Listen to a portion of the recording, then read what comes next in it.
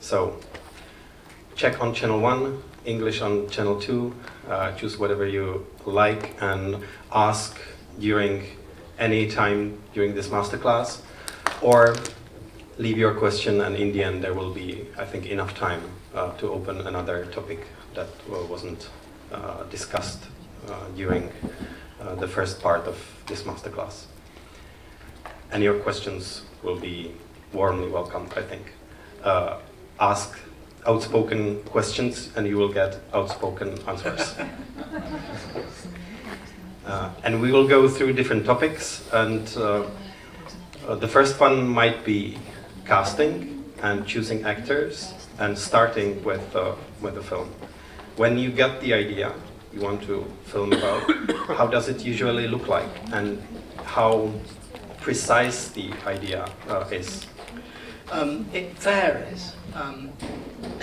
From most of my films, I've started with either the very broadest or vaguest idea, or ideas such as, I mean, any of us that write or make art, you have sort of ideas floating around, and you know, there are possibilities.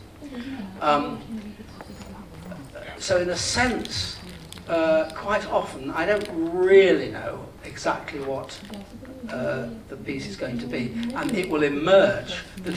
Discovering what the film is will happen during the process of making the film. So that's most of my films. One or two of my films are started from a specific idea or objective. Vera Drake, we know, began because I was concerned about illegal abortion, and before the time that it was made legal in the UK. Secrets and Lies began with an idea which came from people close to me in my personal life who had adopted children. And of course my three historical films, Topsy Turvy, Mr. Turner, and my new film, which is yet to be released, which is about political activities in the early 19th century, called Peterloo. Those were all very specific ideas to make films about those particular people and events. When I am going to make a film where we don't know what it is, then you will naturally ask, how do we get the money to make the film? And that's a very legitimate question. And the answer is quite straightforward. We say to the backers, people with money, we're going to make a film. We can't tell you what it is. We can't tell you anything about it. Give us the money. And one of two things happens. Either they say, good, here's the money, or they say, fuck off. And we fuck off. We go somewhere else. But the important thing about that is, it leaves me with the creative freedom to explore. And now we come to the answer to your question about casting and actors. So sometimes there's a very specific notion I have as to what sort of a character. But what I quite often do, very frequently has happened, is I start with saying, it would be good to work with this actor, because there are lots of possibilities that this actor or actress could do. And only when I then start to work with the actor do we start to discover where to go, because that's a creative process in its own right. Now, there are certain things about this that need to be clarified. First of all, and I think this is of fundamental importance in order to understand what I do and why and how I do it, is that the kind of actors that we're talking about who do this sort of work with me are character actors. which is to say, they don't just play themselves. They are versatile, they are socially interested in the world out there. They're not narcissistic actors who just like to be in front of the camera. They really are actors who are good at and enjoy playing real people out there in the street. And you can look at performances, different performances by the same actors in some of my films, and you see that they're always playing completely different characters. So therefore, if I say, well, it'd be good to work with this actor, it means that there's a range, an infinite range of possibilities as to what that actor will bring to it. And that's the first thing. The second thing is that normally, which is to say with these, apart from the specific historic films, I will say to an actor, please be in this film. I can't tell you anything about it. And you will never know anything about it except what your character knows. So the actor, of course there are actors who say, well, I need to know, then they're not in the film. But people enter into the spirit of it, and they enter into the spirit of it seriously. They understand that it's an important, major element in making the world of the film come alive in a truthful and organic and spontaneous way. And now the reason for it is this. It means that, first of all, I work in, when we start the procedure, the rehearsals of the film, the first thing that happens is that I work separately, privately, and individually with each actor. At any session, there's only the actor and me, nobody else is there. And I invite the actor to make a list of any number of real people that he or she knows, actual people that they personally know. And they talk about people, and we ask questions, and we gradually whittle it down and shorten and arrive at a source, usually about 3 people, out of which we then make the character. Now, while I'm doing that on a Monday morning, on Monday afternoon I work with another actor, and on Tuesday morning with another actor, and so what I'm doing is I'm thinking about the whole possibilities of A plus B plus C. Eventually it gets to a point when we stop talking, and then the actor then starts to move around and to start to work out how to be the character. Now you may ask, why should the actor base the character on real people? If you just say to an actor, do a character, do a strong person or a weak person or whatever it is, then all the actor is going to do, quite legitimately, is a generalization, a stereotype. If, however, you invite an actor to do what artists do, what painters and writers and all artists do, which is to look at a particular source and to draw from that source and to use their art, acting skills, to start to take from that source, then you are starting to make something that has the basis of reality on all kinds of levels. Not only the idea of the person, but also the behaviour, the physical behaviour, the psychology of the person, and so on and so forth. If you take 3 people and merge them together, it means I have a way of making input, artistic choices of input into the definition of that character. Now all that's part 1 of the process. Then you get to a point when once the actor is up and running and kind of provisionally solid with the character in an early way, then you can start to put people together, start to explore relationships in a whole variety of ways, and gradually build up what becomes the world of the characters.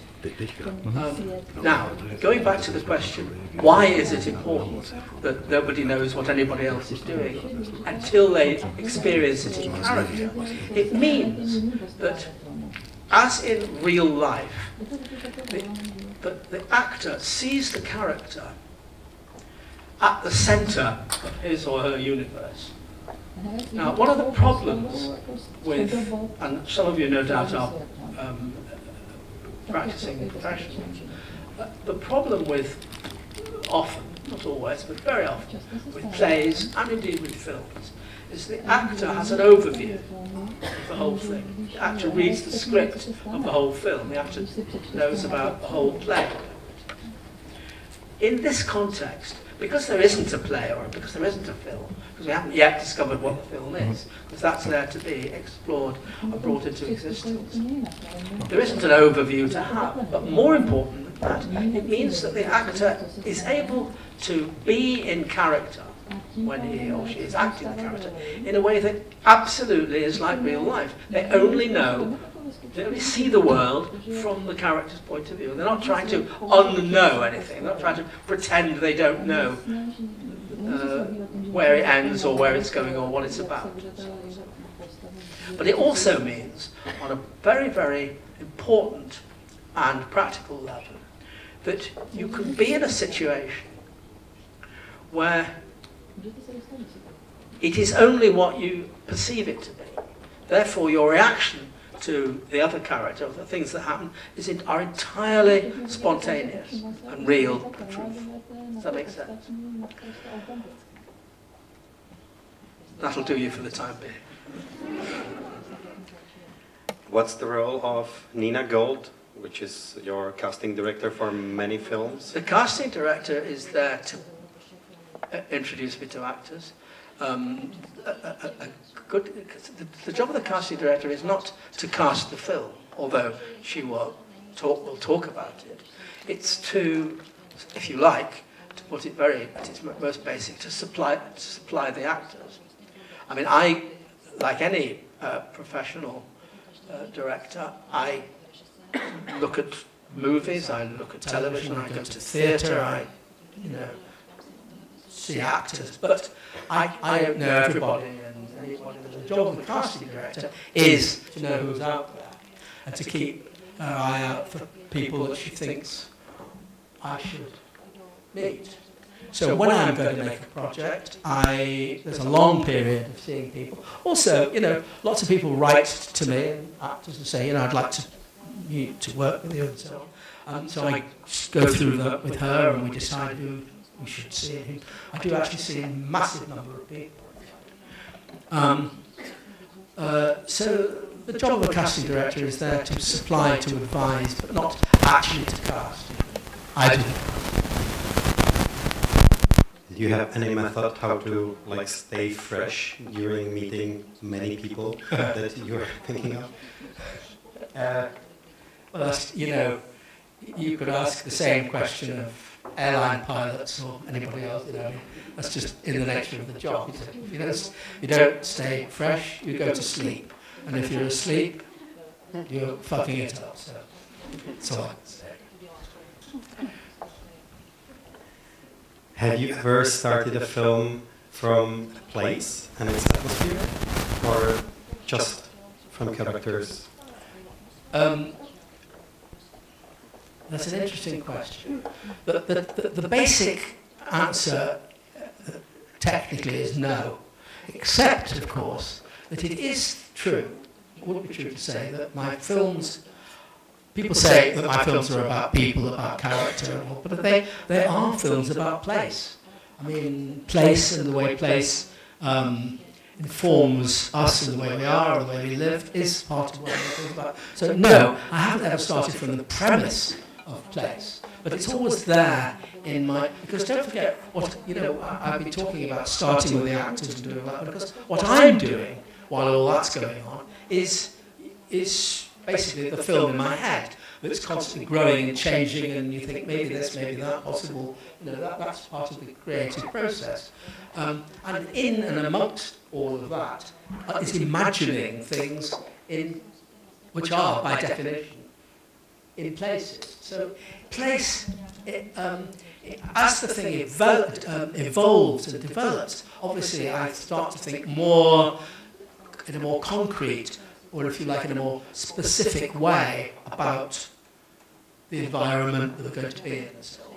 And there will always come a point during the course of we usually do this process which also include, by the way, also includes not just the actual stuff in the workshop, but actors, when they're not actually in with me, they'll go out, they will start to research, they'll start to work out, where the character lived, where they grew or lives, where they grew up, where they went to school. If the characters watch the movies the character will watch, read the books the character might have read, learn jobs that the character has done or is doing, jobs of work, whatever it is. And while all that's evolving, I'm starting to think about the actual film itself. The idea is growing. And at a certain point in the proceedings, I will then sit down with the cinematographer, which is mostly a guy, has for a long time been a guy called Dick Pope, and with the production designer and the costume designer and the makeup designer, but primarily with the cinematographer. And at a certain point I will share the potential idea or feeling of the film that I think we're going to make. So that, for example, I'll give you 2 examples.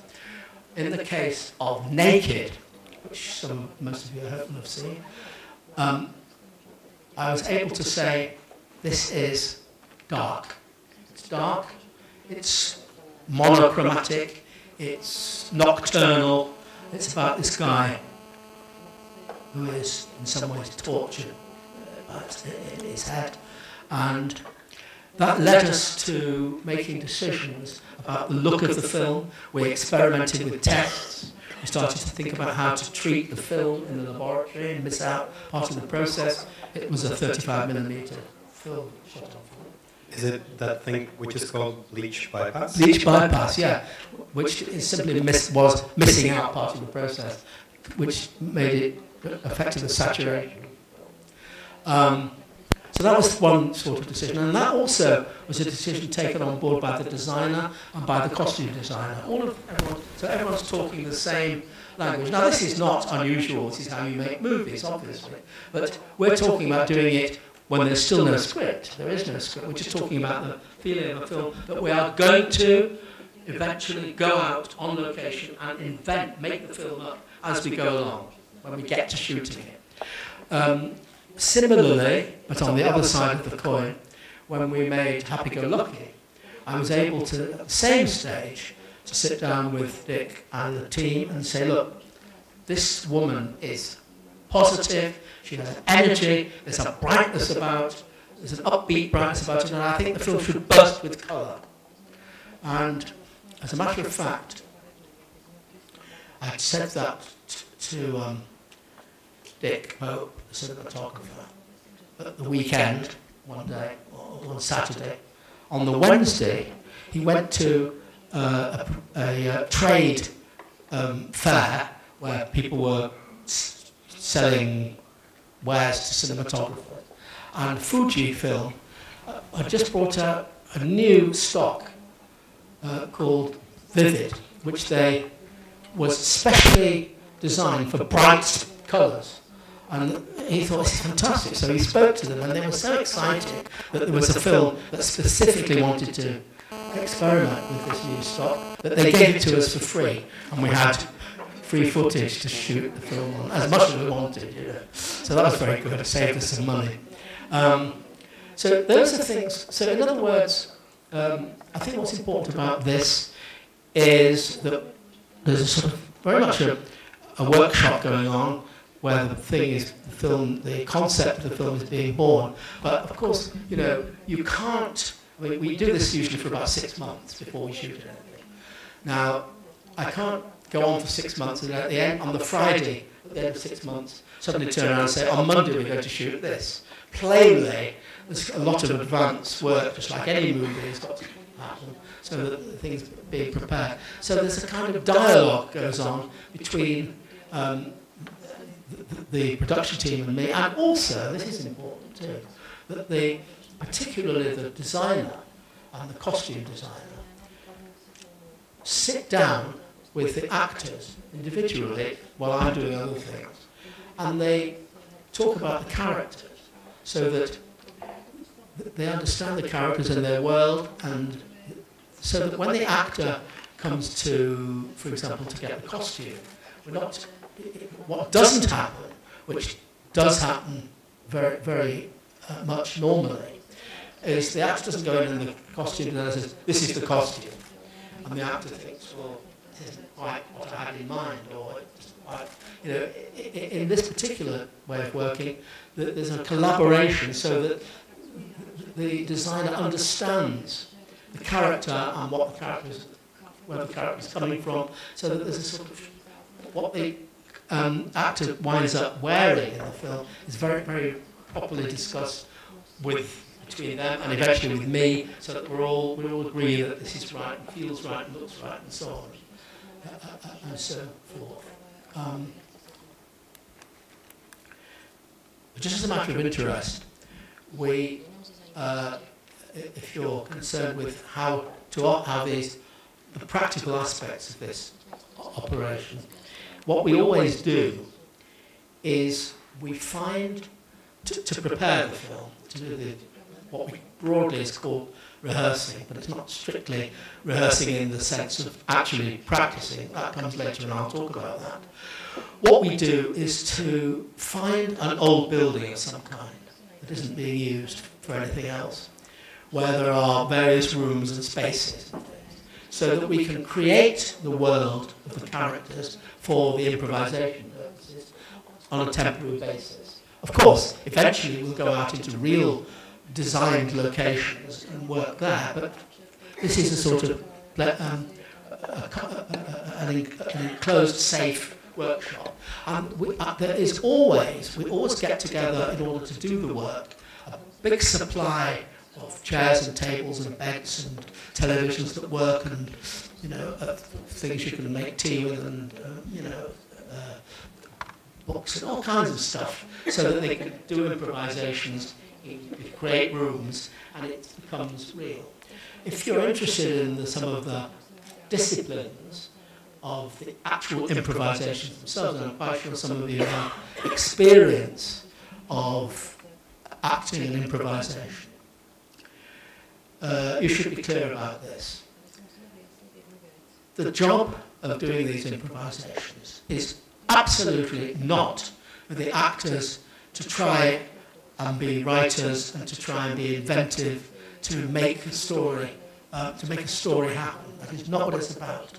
It's about the actor being completely real and responding only as the character would respond. So my instructions to the actors, to start with at the beginning, is always very, very clear. First of all, don't try and make anything happen. Only do what your character would do. And if that means nothing is apparently happening, then that's what happens, basically. I make it very clear that all improvisations happen in real time. An hour is an hour. 10 hours is 10 hours. 2 minutes is 2 minutes. So that it absolutely gets into the rhythm of reality. Because otherwise, the actor will think, oh, well, this is over now, I can pretend that, I've been here for 2 hours and actually it's only been home for 10 minutes. Or, it becomes real.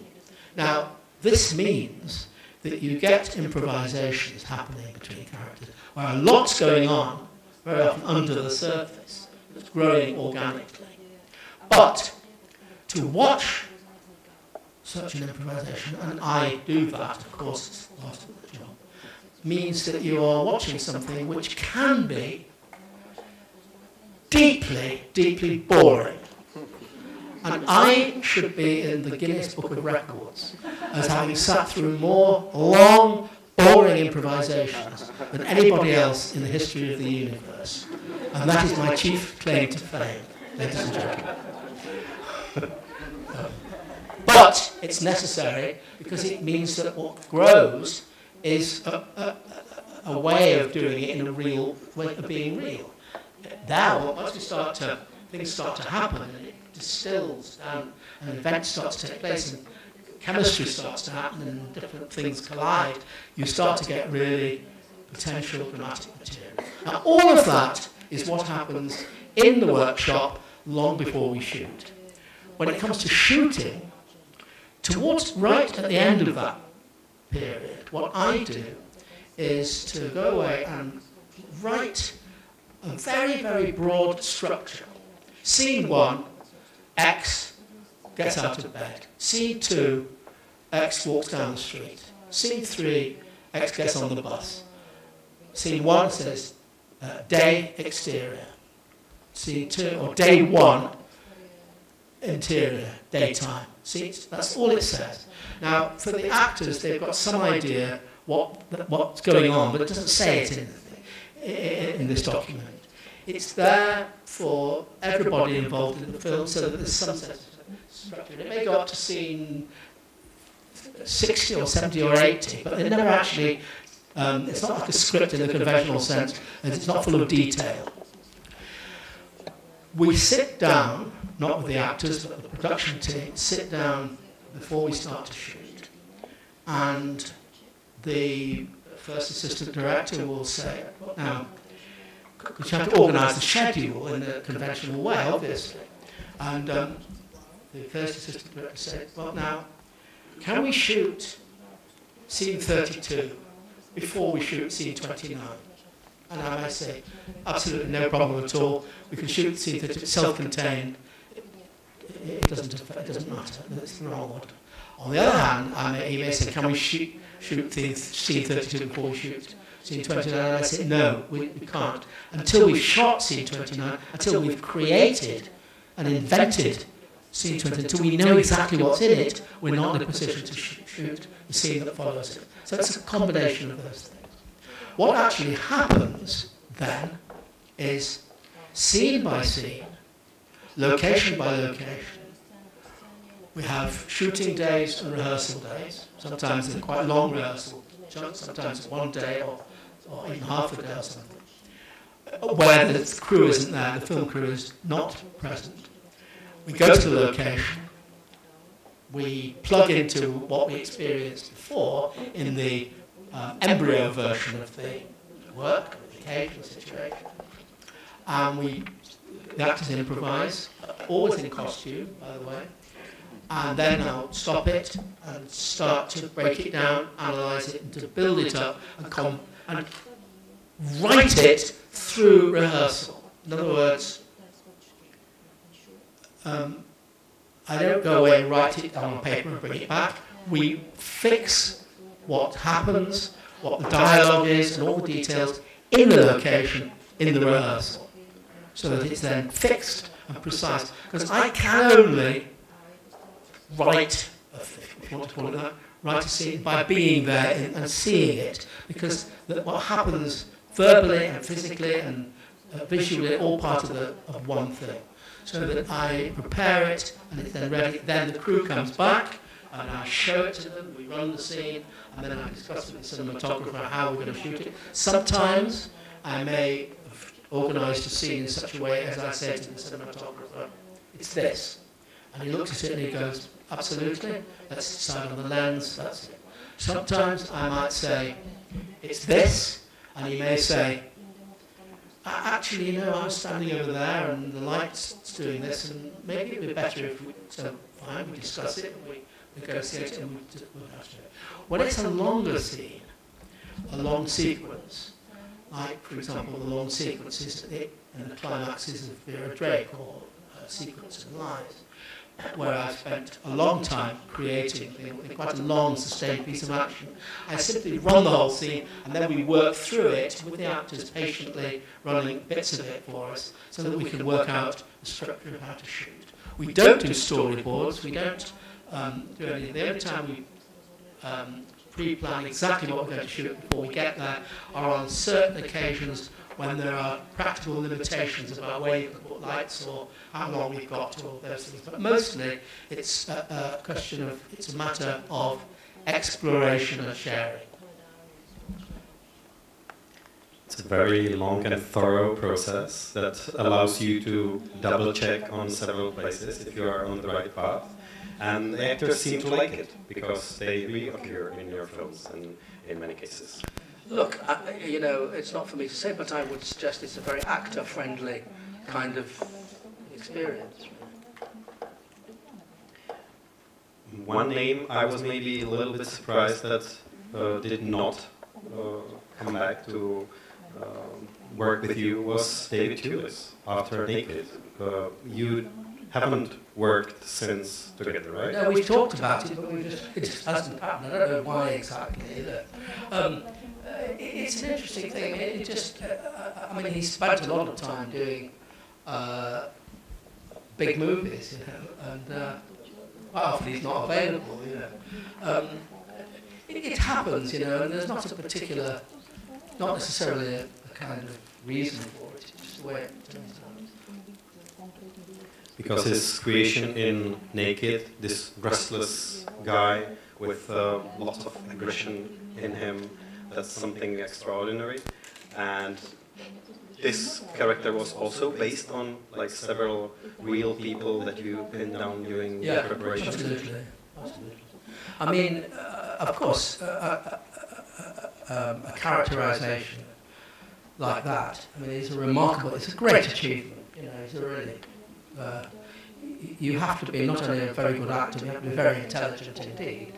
I mean, he's at least as intelligent as his character, if not more so, you know. Yeah. Many of your films are easily to be described as ensemble pieces. So there are these characters that meet each other, and there's this spark, as you described it. And sometimes it's even like hard to describe in few words what the film is about, because there is theme in each of these characters. I think that's right. I mean, I think, you know, starting from the, for me, starting from the idea that what it's all about is just looking, is taking hold of great chunks of life, the way we are, and dramatising it, making it hopefully interesting cinema, means that you're not talking about films which have got one idea or one plot or something. You know, but all kinds of things are going on within the frame of the film. It's interesting about the question as to whether they are ensemble films. I mean, my new film, which is going to be premiered in Venice at the festival on the 1st of September, actually is an ensemble film. That's to say, there are 160 actors in it, but nobody actually carries the film. And in that sense, for the first time, we've made a film which actually is an ensemble film. I mean, you know, it's not a film where it's, you know, the distributors and the people that are selling the film are concerned as to who to get to do press or stuff. You know. One or two are going to, but nobody actually carries the film in the usual way. Now that's unusual because most of my films, in that sense, are not ensemble films. They are the very good groups of actors in them, but there's usually one or two or several very central characters. And I think that's an important distinction to make, really. That's the case of Another Year, for instance. There's the couple that's in the center of the films, but many people, friends and family around them, they meet each other during 4 seasons, basically. Well, the interesting thing about that film is that you say properly that it's about a couple of people around them, but actually the film finally is about Mary, who is the friend, who is in a mess. You know, finally, you know, that's what you finally get. And that's the kind of paradox of the film. It's that apparently it's about these people, but whose various people visit them. It's this woman who sort of, by her behaviour and by her crisis, sort of sucks the air out of it and dominates the proceedings. So it's an interesting, it's a kind of dilemma about what exactly, who actually is who are the central characters. Yeah, and that's Leslie Manville. That's Leslie Manville. Who is the record holder. She's worked with me more than anybody else. She's worked with me 10 times. Yeah, and every time is very different. Absolutely, she's a character actor. Could you describe us, on the other hand, the process in the editing room when the film was prepared as you described, what happens in the editing room? Is it just montage of what is there, or how does it look like? Well, I mean, generally speaking, I think to answer that question, first of all, we should consider the discipline of what we actually shoot. And generally, with the exception of some sequences which are unusual. See, first of all, one of the myths about my work is that it's improvised. It is not improvised. We arrive, by the process that I've already described a few minutes ago, by a thorough process of rehearsal, we arrive at very precise action, very precise dialogue, and therefore it's shot in a very ordered and disciplined and precise way. And because the actors are very grounded and very solid in what they are doing, because they've had all the preparation work and they know where they are and they know where it's coming from and so on, you tend to need less takes in every shot than you normally do with films, because often you shoot footage over and over and over again because the actors can't remember the lines, or they're a bit insecure and all of those things. Now with these films, because the lines, the dialogue comes out of the work, on the whole, the actors are find it very easy and comfortable to be disciplined. And therefore, if we going for more takes is more often just a question of the quality and nuance of the performance, or other matters like Lufthansa flying over and making a noise, or dogs barking, or lights failing, or something of that sort. But so therefore, what goes to the cutting room, to the editing room, is on the whole quite disciplined. And what the job mostly in the editing is about finding the best moment, the best nuances, more than anything else. So it's not really all about massive amounts of ad hoc improvised material which then need to be organised into something coherent. There are exceptions where there are certain scenes where things happening in the street or something, or allowed, or things with children, or where you allow a little bit more improvisation. But on the whole, it's a discipline thing, and therefore more about making really good choices rather than trying to bail out a series of problems. And then, of course, although I am pretty disciplined about the structure of the film as we shoot it, nevertheless, when we go to the cutting room, to the editing room, you can review the structure. You decide to change the structure or move things around, because as everybody knows, I mean, the way you look at things in the editing is with a clear, objective view. I mean, it's not. You can be very, very much in the middle of it all when you're shooting, and you could be shooting things that aren't completely as accurate as you thought they were going to be. Also, I'm quite happy to, when we look at the whole film, to say, well, let's take that out, let's lose that, let's put that there, and it makes more sense. But these are the ordinary matters of editing.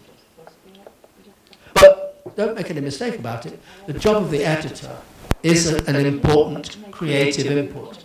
The editor is not just... And the editor will do his or her work, and I'll be there, and then I'll go away and come back and look at a new cut, and we'll discuss it and so on. And then the music comes in the end when the film is edited? No, well, what generally happens is that the composer, the musical composer, will look at an early cut of the film as soon as the film's assembled, in however rudimentary form,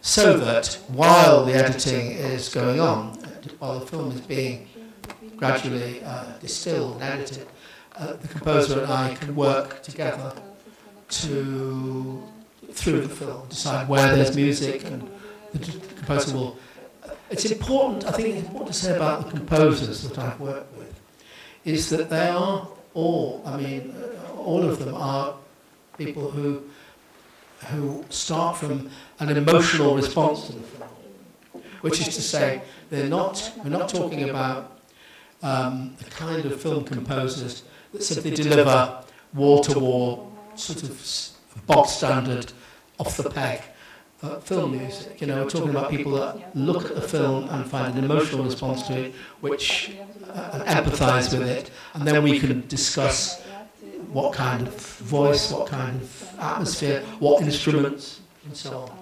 on.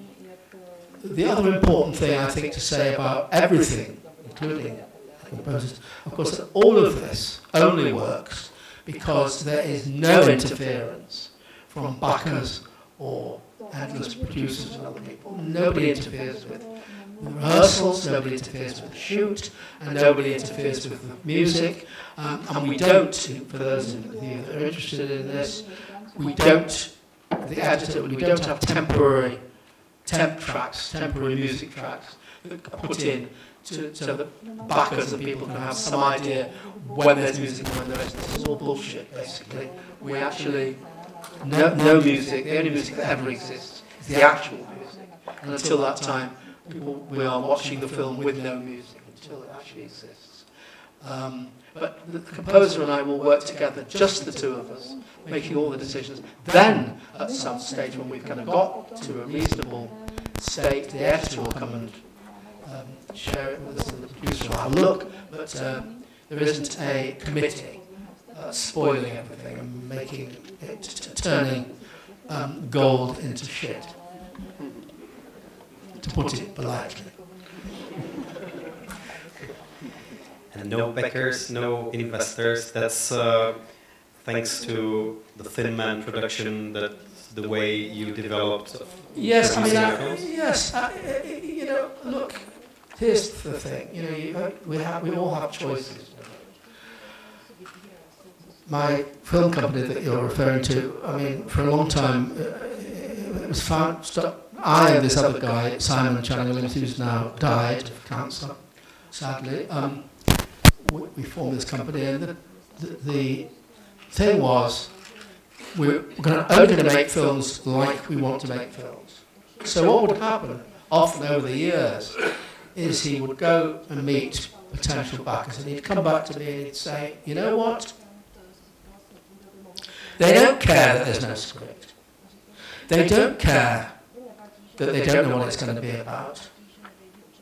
But they will insist on an American movie star so that they can raise the money. So I would always say, let's forget about it, walk away. You know. I don't want to start with the premise of an American movie star. However good of an American movie star it would be, it's kind of nothing to do with what we're doing. You know, it's a red herring. You know.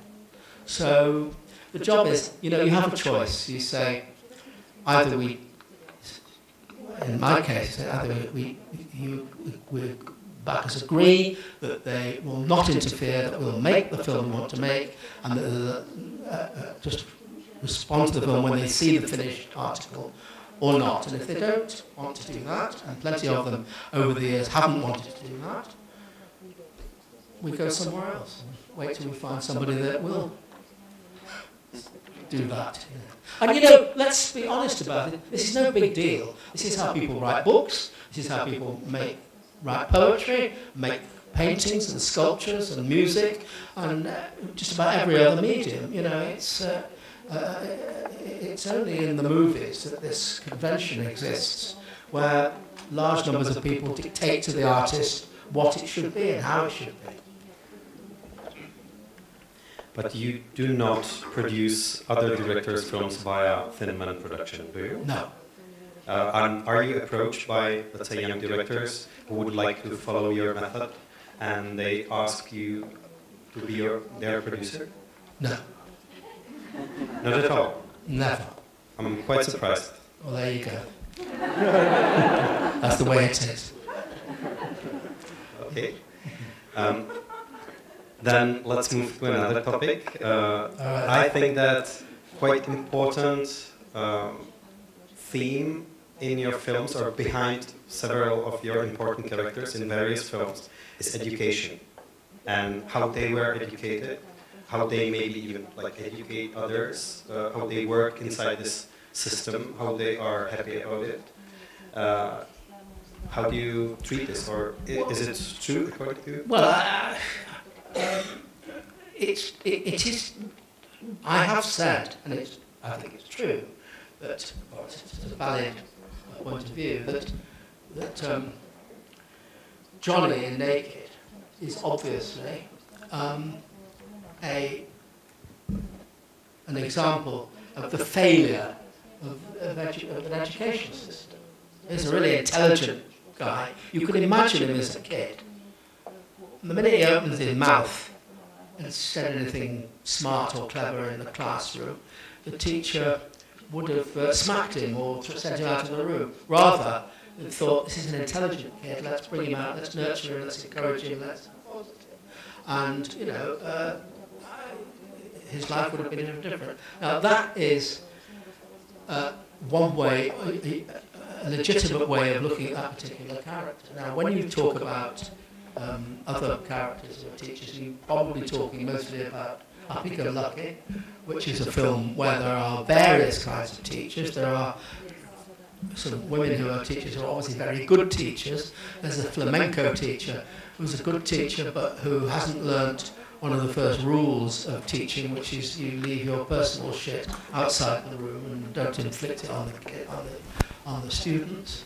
And there's a guy, the only teacher in the film who actually makes speeches about teaching and education is Scott, the driving instructor, who is the most useless teacher and has no idea about teaching and ought to be banned from doing it. Now, whether you can say that the theme of education and teaching runs through my other films, I'm not sure, does it? I think we can find it even in Another Year. She's a psychologist, she's not a teacher, but this like dealing with people, helping them. Yes, I mean, I think, frankly, if I'm honest, this is a new idea, really, but I think, you know, at various different levels, a lot of the films, or perhaps you could even argue in some ways all of them, are about sharing, caring and nurturing and all those things. So in that sense, I'm sure that's what you're talking about. I don't know. Here at Summer Film School, Ingmar Bergman is having his retrospective. How do you relate to his films? Well,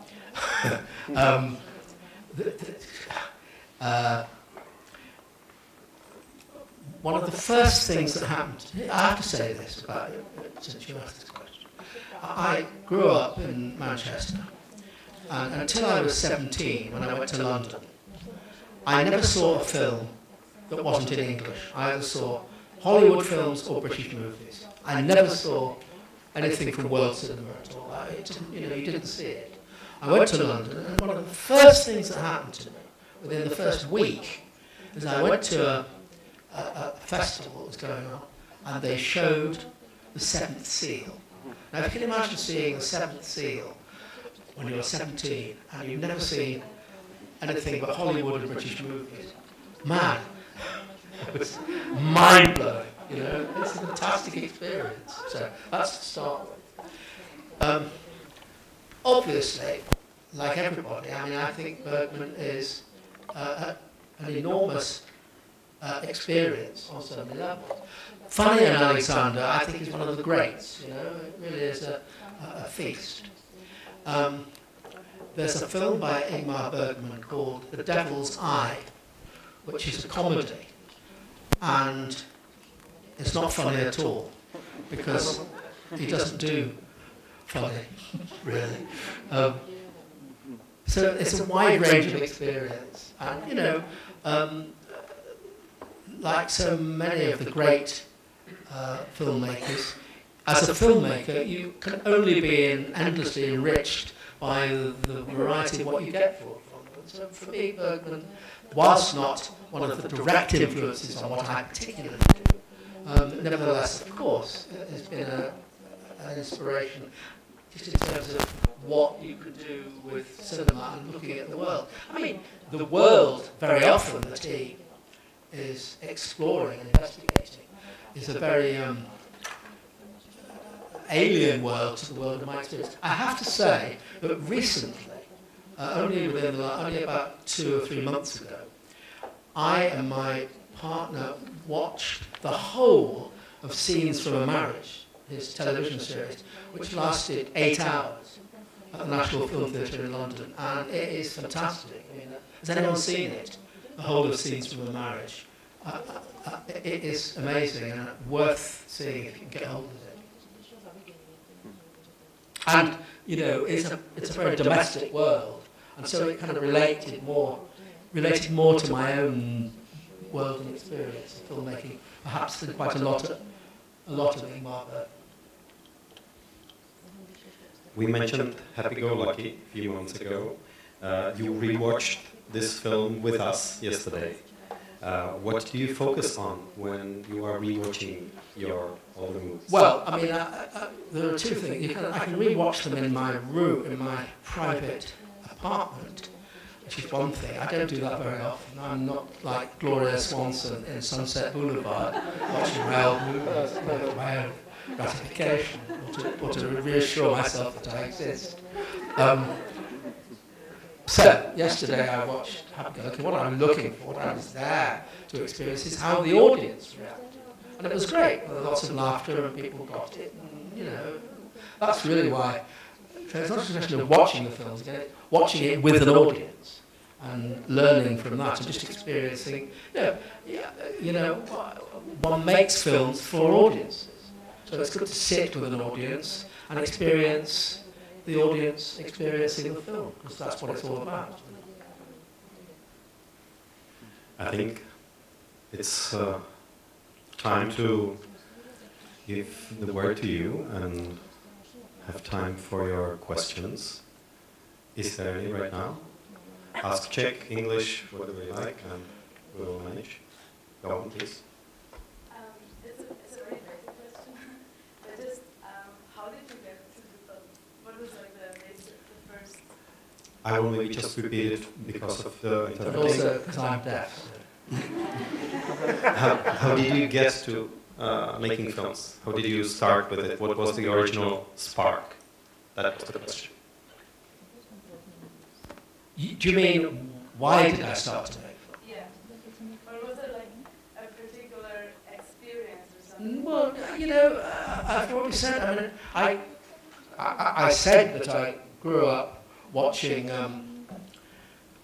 movies that were only American and British, but the thing is, I grew up watching movies. And also, I make theatre as well from time to time. I've done a lot of plays in the theatre. When I was growing up, there was, first of all, just to talk about cinema, there were, where I lived as a kid growing up, which was about maybe 15 minutes, 20 minutes out of the centre of Manchester, where there were big cinemas. Locally, where I lived, I grew up in the 1940s and 50s, there were 14 local cinemas, walking distance from our house. And each one of those cinemas showed 2 films in every programme, changed the programmes on Wednesday, and you had a different programme on Sundays. And they showed all kinds of stuff, including stuff from before the war and all kinds of things. So if they'd let you, or if you could afford them, the price to get in, you could see films all the time. That was one thing. Then there was something, we had something in the UK, in the cities, called news theatres, which was a cinema which would show a programme of short things, shorts, Laurel and Hardy, Mickey Mouse, Charlie Chaplin, news items, funny bits of film about boxing kangaroos or something, which would run for an hour. And after an hour, you get the same thing over and over again. And you could go and sit in there, and nobody would throw you out. You could sit there all day if you wanted to, just go round and round watching these things.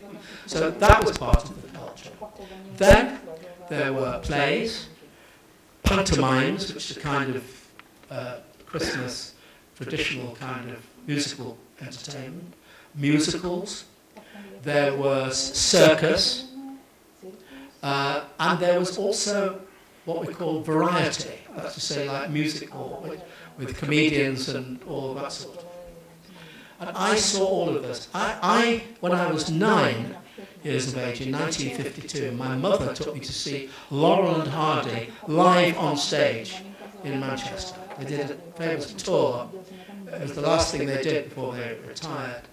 And there were two things about Laurel and Hardy live on stage. One was the remarkable and strange fact that they were in colour. And the other was that it was a sketch in a railway station, and they were sitting on a bench, and Oliver Hardy was completely out of control. He was corpsing, I say, he was laughing, couldn't do the sketch, and it was a complete mess. He was having a nervous breakdown, basically. So, to answer your question, all kinds of stuff was going on, but so from an early age, I wanted to put on shows, make things happen. I put on plays and make things up and so on and so forth. And of course, the idea that you could maybe make films, which was a fact, because the world I grew up in, nobody did that. Nobody knew anybody that did that. But that was a fantasy, you know, and that's where it started. Please. Thank you for the great discussion. You chose Soy Cuba for this festival. Stupidly, I made your introduction yesterday, so could you tell us briefly what that film means to you, why you chose it? What Soy Cuba, I Cuba means to you? That's the question. Summarize it. Well, you probably weren't there when I introduced it yesterday, were you? No. I made it clear, actually, because I've chosen 3 films here. The Loves of a Blonde by Milos Forman, The Tree of Wooden Clogs by Ermanno Olmi, and Soy Cuba. Now, the first 2 films I chose because they are films I relate to very personally, in terms of their view of the world and their emotions, and also the way that they were made and so on. The thing about Soy Cuba is that nobody saw it much until recently, because it got lost, because it was a Soviet-Cuban co-production, and the Soviets didn't like it because they didn't think it was heavy enough in its propaganda, and the Cubans didn't like it because they thought it was a generalized stereotype view of Cubans. So it got lost, and it was only after the intervention of Martin Scorsese and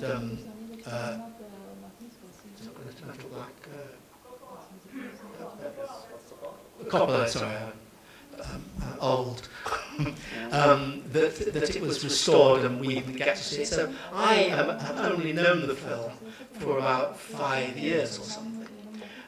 But I think it's such an extraordinary piece of work that I just thought it would be interesting to suggest it to be shown here. So I don't have a very direct personal relationship to it particularly, other than the fact that I think it's a really interesting and fascinating, an extraordinary piece of cinema. Yeah, please. At first, I would like to thank you very much for coming. It's a pleasure. I would like to ask you about the human point of view in your films. How important is it for you, for example, to worship good human qualities? A human point of view in your films. How important it is for you to worship some human qualities? Well, that's a difficult question. I mean, I'm not quite sure what the question is about, really. I mean, I suppose that I'm obliged to ask you whether you think there are.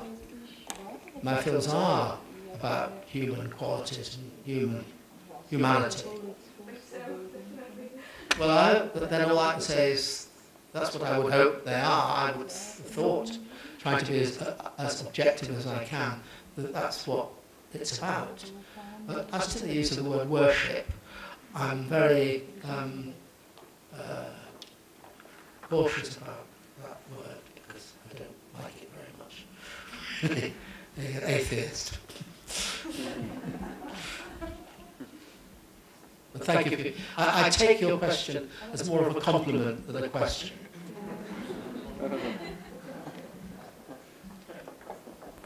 That's another question. At the age of 28, you are said to ask... I'm sorry, I don't answer questions from this guy. I apologise. He asked personal questions, and I don't want to answer. I'm sorry. Okay. Another one? Yeah, go on. Could you tell us something more about your cooperation with Big Pope, how you proceed during the preparation of the film, for example, with the Mr. Turner, and compared to another year, how you proceed when you are preparing the film together? Well, I would just, because of the thing, if you could tell us more about your cooperation with the Pope, especially on films like Mr. Turner in comparison to another year.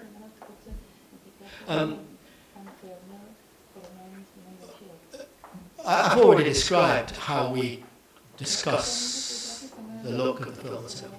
The great thing about the possibilities of making a film about Turner was that, which we had for really quite a long time, a number of years before we actually did it, a very long time actually, is that we, of course, obviously realised that apart from the inherent interest in the painter as a painter and of the character as a character, that the making of the film would allow us the scope to inform the look of the film with the work of Turner, the painter, who of course was a great painter who anticipated, though he wasn't aware of it, the Impressionists and modern painting. So we were, for a long time, we looked at the paintings, we started to photograph things, to experiment, tests were shot, in order to find ways of creating the sense, the flavour, the spirit, the palette of Turner in cinematic terms. Another year is interesting, I think, because, again, I described to him the film that was evolving before we reached the point of shooting it. And it wasn't entirely clear what the look should be. But he said, well, I'll shoot some tests. And he shot tests. And he said, okay, I've shot this stuff now. So we arranged to meet early in the morning one day in a preview theatre to look at these bits of film. And he said to me, there are 4 different looks here. And I'm not sure which way to go. See what you think. Now, at that point in the proceedings, I was just at that stage when I was starting to get a sense of the whole potential narrative of the film. I sat down and I watched these 4 different looks. And I suddenly had this flash. I thought, I know what this is. And the lights came up and he said, okay, which way do you want to go? I said, we go in all 4 directions. This film is in 4 seasons. I hadn't thought of it before. Let's do 4 seasons. Let's make the story happen. Spring, summer, autumn and winter. And I said, fantastic. And so so each season he treated differently, and of course it was very exciting for the designers as well. And of course for me, I was then able to go back into my preparation work with the actors with this new, clear decision that it was going to be a story in 4 seasons, which fed into the, and especially interesting because of course one of the things that the characters do was they have an allotment where they grow things. So that was interesting from that point of view. Does that answer your question?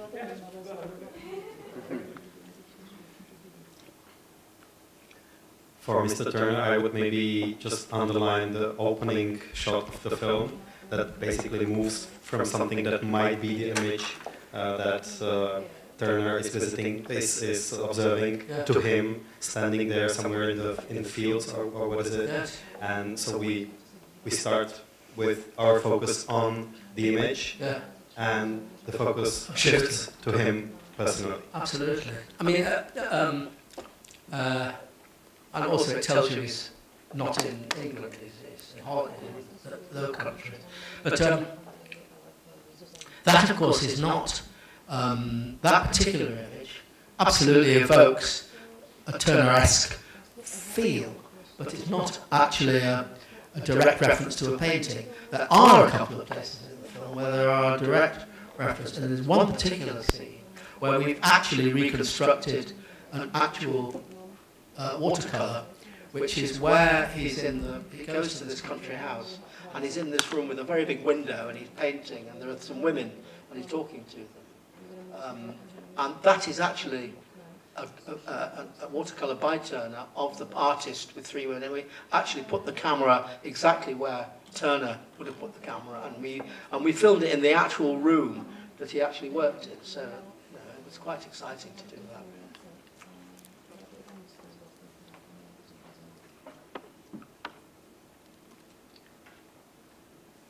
Could you talk a little bit about politics in your film? Because Peterloo, your upcoming new movie, seems to be very politic and about democracy, about some important events that led to democracy as we know it now today.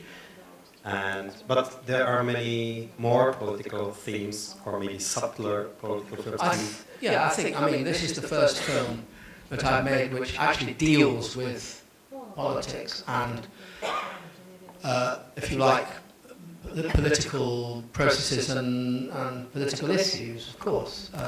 It is about democracy, and it's about a massive demonstration and a movement for people to get the vote at a time when only 2% of the population in England had the vote, and that 2% was only people who own land.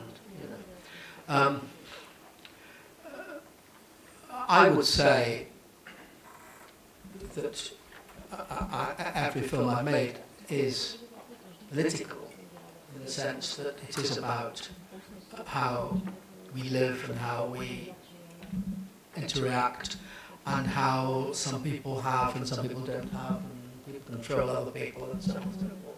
And sometimes, I mean, I have made films where politics is actually discussed. The films I've made which have got more obvious political content, none of them have been shown here this week. There's 3 films I made in succession: Meantime, 4 Days in July, and High Hopes. Meantime was a film that was made 4 years into Margaret Thatcher's reign, and that was a film principally about unemployment, which Thatcher was a situation which Thatcher was compounding and making worse, and was becoming a major issue in the UK.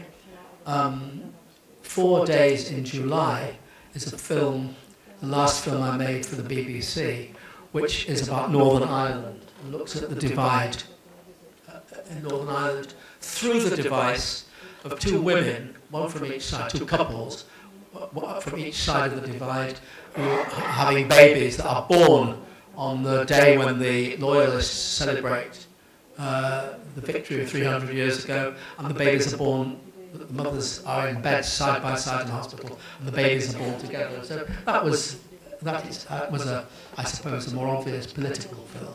High Hopes is a film where the central characters were very concerned with their socialism, and whether they were fulfilled at being socialists or whether it was just talk.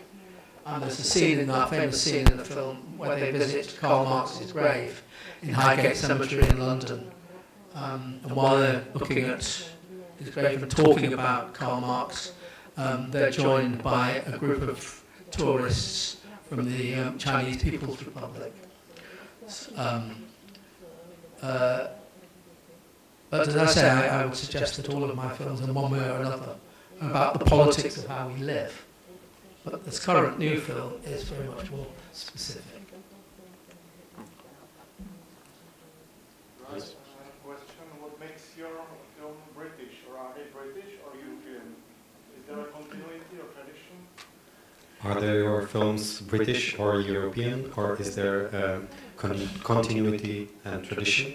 Well, first of all, I mean, I have always identified myself very clearly as a European filmmaker, and there are a number of reasons why I'm pretty adamant about that. One of which is that, especially as a filmmaker in the English language, it's very important to disassociate oneself from Hollywood, you know, and the values of Hollywood. I mean, I very much feel part of the traditions of proper independent European cinema, and I feel, and I always see myself and identify myself as a European, a member of the European Academy, Film Academy.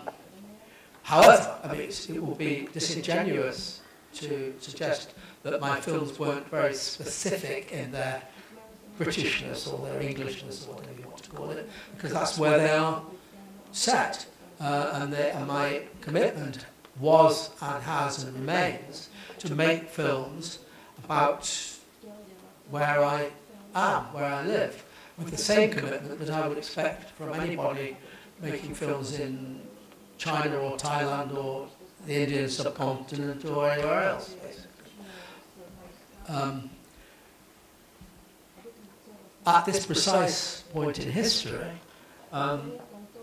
when Britain is on a suicide course called Brexit, which is a complete and total disaster and one of the biggest mistakes ever perpetrated by so-called democracy, it becomes even more worrying as to, you know, how we will be identified, because, you know, we are part of Europe, and I see myself as I say, as a European filmmaker.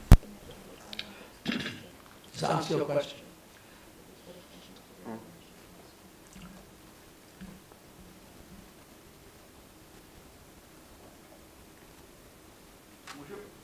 Yeah, sorry. Otázku, jestli teda jste zastáncem přímé demokracie, čili referenda, nebo spíše pro volby v obecném slova smyslu? Are you pro, like, direct democracy, or how should I translate it?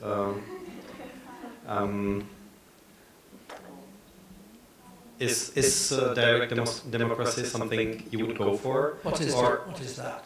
Like referendums? Like, yeah. This question follows the Brexit answer. Majority is mostly dumb, he means. Well, you may be right, and certainly Brexit proves that. No, I mean, I think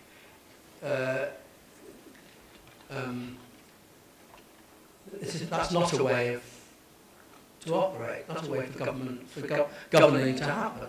It should be much more complex and nuanced than that, and people should understand more what they are participating in. No, I don't believe, if that's what we mean by that, I certainly don't believe that everything should be decided by referenda. That would be a disaster, definitely. Do you agree? There was a question? Yeah, please. Well, I will turn from politics back to filmmaking, if I can. Maybe that will be a bit of a basic question. You know, because you were talking about different stages of filmmaking, and I wonder what is the producer role, or like, because that is one part of the filmmaking that I never understood, to tell you the truth. What is producer doing, how he's influencing what you do, you know, that kind of thing. What is producer doing through various stages of filmmaking? A good producer, and I have the privilege of working with very good producers. My current producer is a woman called Georgina Lowe. It's fantastic, and she's taken over the role from my previous producer, who died, as I said. She worked with us for a long time, alongside him. Why she is a good producer is because her job, and she sees it as this, is to protect the work, to protect me, to enable it to happen, to deal with the outside world, to deal with all the pressures, and to make the thing happen as it should, to protect it.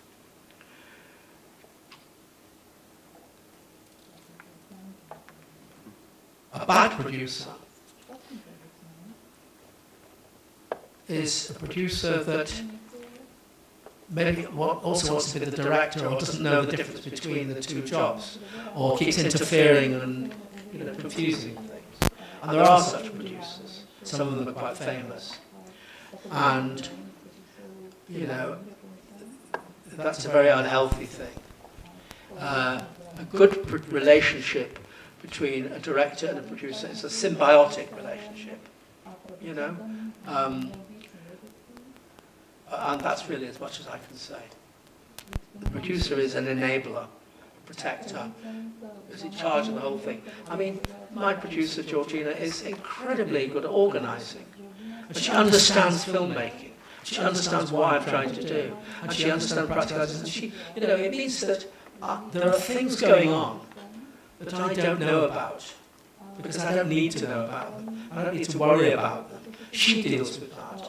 She protects the whole thing. She makes the wheels turn, makes it happen, and knows and has got her eye on the money, on the budget, and knows how to make it work. Just leaving me free to do my job, which is to make the film with my colleagues.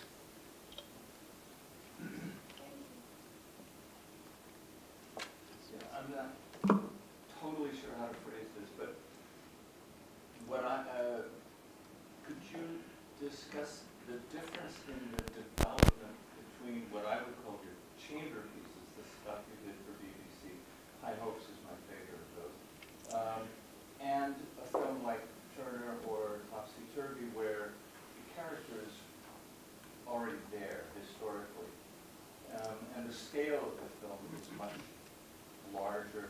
It's still a chamber piece, and it focuses on them, but it's a much larger production. Yeah. And the characters are already, they're historic, like you said, they're historical characters, even Viola Drake, which is even more a chamber piece. And yet, for me, there's a big difference in how they feel from all of the earlier stuff, which is much tighter and always has a flashback, whereas the later ones, because we know more about the characters, it's not so much. It's not the kind of Yeah, I'm sorry. I understand.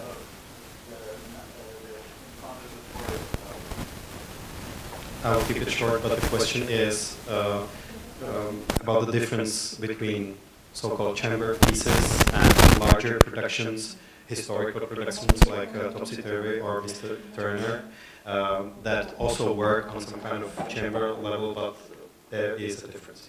I think I appreciate what you're saying, and I thank you for it. But I think if I may say so, you're conflating two different things. One is simply three different things. Sorry. One is the scale of Topsy Turvy and Mr. Turner, and you will say the same of the next film. Let me just address that first.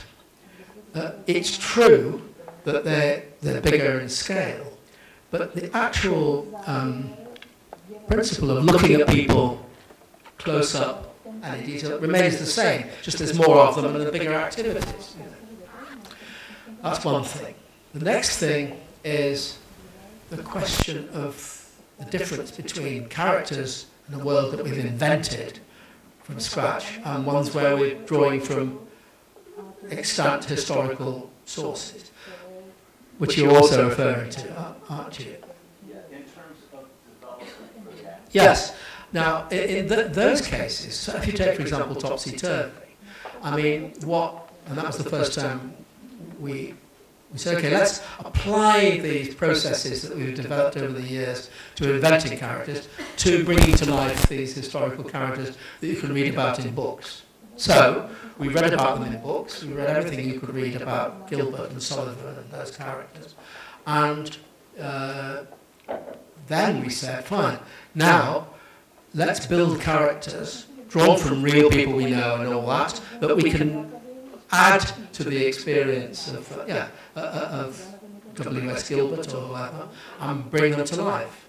So in a way, we simply applied the same techniques, if you like, or approaches to bringing that world to life. And over and above the research that would normally go on that I've already described about, the details of a contemporary character, it also meant that everybody involved got heavily into research into not only theatre and music in the 19th century, but language and food and religion and all the things that inform people's lives.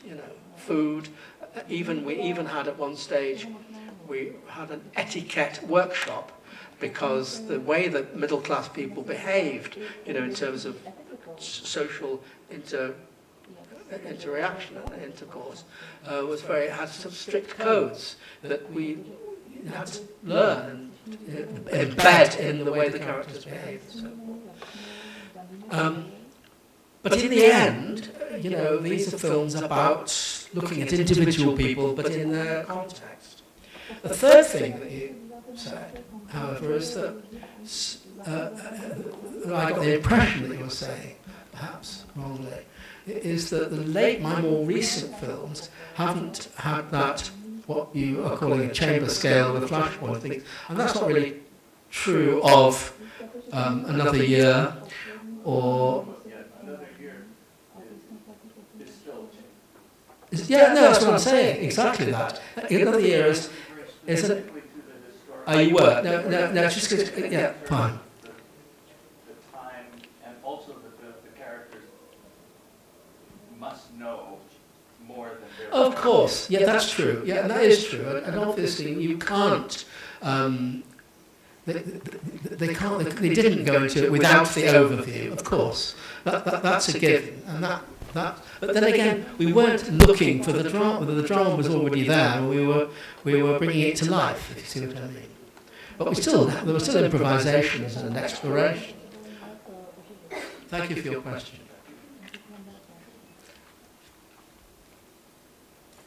Please. You described the process making the films. You say that it's actor friendly, but I was wondering, is it perhaps also psychologically demanding of the actors? Like they have to be in character for such a long time? Is your method psychologically demanding for actors? They need to be in the role for a longer time? It's a very good question. I'm very strict about the disciplines involved in doing this stuff. The actor when they go to character, they're given time to what we call warm up and get into character. Then they are in character for as long as it needs to be, and then when the time comes to stop, my instruction always is come out of character, and time is allowed for the actor to come out of character. Then I'm very strict about that the actors should, in talking about the characters, refer to the characters in the third person. He did this, he experienced that, she, not I. So that the actor constantly maintains a discipline about, I am the actor, that's the character. Because otherwise, behind your question is a very proper, responsible assumption, which is that it could be very dangerous. Because there are characters in the films that if you were somehow to stay in character all the time, you'd go bonkers, you'd go mad, basically. And it wouldn't be healthy.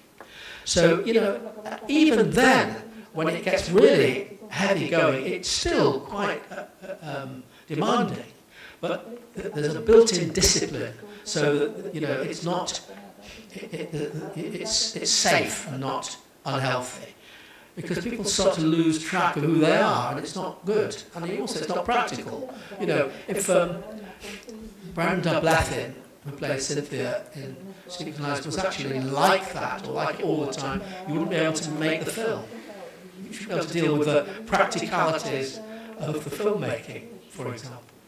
So it's a very good question, but that's the very precise and necessary answer.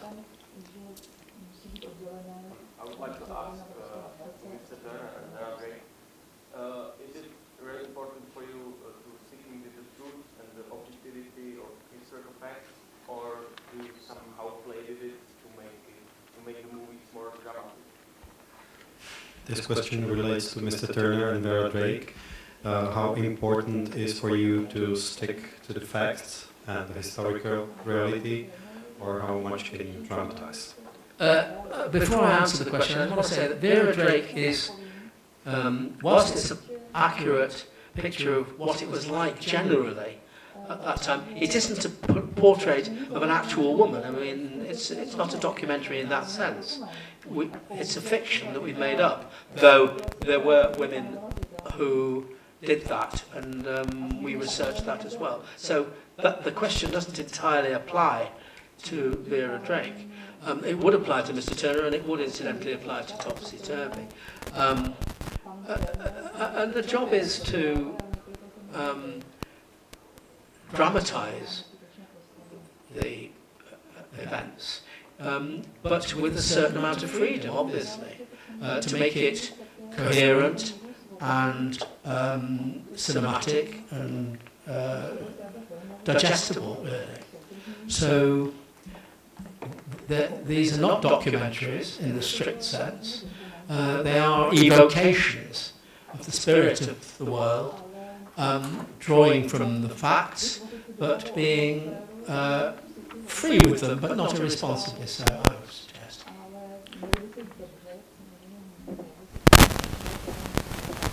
Is it true that you are going to work on stage again, and that you come back to Gilbert and Sullivan and their opera? No, I did 3 years ago. I directed their opera, The Pirates of Penzance, with the English National Opera. And is your method, or some... Nothing to do with it, I just did it. It already existed. In fact, it existed since 1879, actually.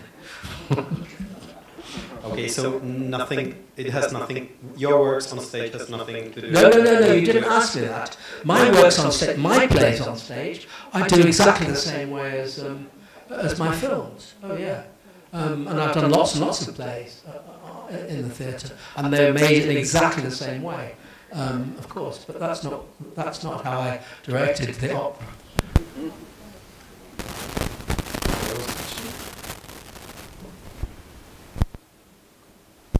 Still got time for one or two? So, yes, please. You travel a lot around the world on these film festivals, and I would like to ask, is there still anything that surprised you in the film reaction of the audience through the film? Is there still something that surprised you? You travel a lot with your films, various festivals and so on. Is there something that still can surprise you, like regarding the reactions of the audience? When we were making Secrets and Lies, I was talking one day to Marianne Jean-Baptiste, who plays Hortense, and of course is black. And we were talking, and I said, and I wonder how this film would go down in Japan. She said, she toured a play in Japan, Shakespeare. She said, being black in Japan is not easy. It's difficult. It's quite uncomfortable, actually. So, after a while, we made the film, and I was invited to go to Tokyo for the release to do the press stuff, and I arrived. I was kind of worried because of what she'd said, and I was talking to the distributor, and I said, you know, I'm worried about how this film is going to go down in Japan. And he said, they're going to love it. He said, this is a very Japanese film. This is about secrets and lies and families, people not talking about things, people not saying things. So they're going to love it, and they did. It was very popular in Japan. You know, apart from that, you know, people weirdly, generally speaking, people kind of, this goes back to the question about whether I'm a British or a European or an international filmmaker. On the whole, audiences everywhere react similarly to what films are, I think, I could say, about people, you know, broadly speaking. My question is actually about audience as well, because you mentioned that at the end of the day you're making a film for the audience. And it was inspired by how you mentioned that there are 14 cinemas within walking distance where you live and when you grow up. I imagine it's not the case today. Definitely. So is the way that people interact with your films important to you? Is this sort of traditional experience of going into a cinema room with all the people something that you feel is important for film to speak to your audience, or not necessarily? So is the audience and the reactions very important to you, and this culture of cinema, coming to cinema and watching? Yeah, I mean, basically your question is, should people be watching films in the cinema or watching them on DVD? That's really what your question is about, is it? Do you still feel there's a difference in how people interact with films? Yeah, I mean, you know, you didn't happen to be there last night when we screened Happy Go Lucky, you know, but it was, you know, the audience, I mean, every individual members of the audience found things funny and would have laughed at home watching it on DVD. But there's obviously something about the chemistry of an audience when you're with other people that kind of is a shared thing, and that is a very positive thing. So, you know, like most filmmakers, of course, I want my films to be shown on a big screen and all of that, but I think the communal experience of watching films in a cinema is a very good and healthy thing. Of course, I can't tell you that every film I watch in a cinema, because that would be ridiculous. And there is something very nice about being able to get a film out of a little box, and put it on and watch it in the privacy of your own home or wherever it is. But I think the collective experience is important, if that's what you're asking me. Okay, last question, please. Right, you just talked about your, well, how important it is to see how the audiences react to the film. How about film critics? Do you pay attention to what's written about you whatsoever? And if so, have you found any interesting points or arguments made about your work? How do you relate to critics? Do you read them? Did you find any interesting points or thoughts in critics' films? Are you a critic? Oh, no. No. I would like that I speak to you honestly and openly, without fear of you beating my head in afterwards. You know what? First of all, there are critics, and there are critics. And some of them are just plain stupid. And some of them, you wonder whether they actually watched the film that you made, or whether they were there till the end, or whatever it is. On the other hand, there are people who are critics who really are committed to and devoted to cinema and look at films always, even some of them when they're quite old, know how to look at films in a fresh, intelligent way and engage with what the film is and what the filmmaker's trying to do, and are positive, and you know, you can only respect those people, and they are always a joy, even when they say, well, I have reservations, then they'll explain why they have reservations, and they'll argue it in a in a responsible way. Beyond that, I can't say very much other than that, you know, we don't make films for critics. But, you know, that's as much as I can say, really. Okay, thank you so much Thank you. for your films, for coming to Summer Film School, and for this masterclass. Thank you very much.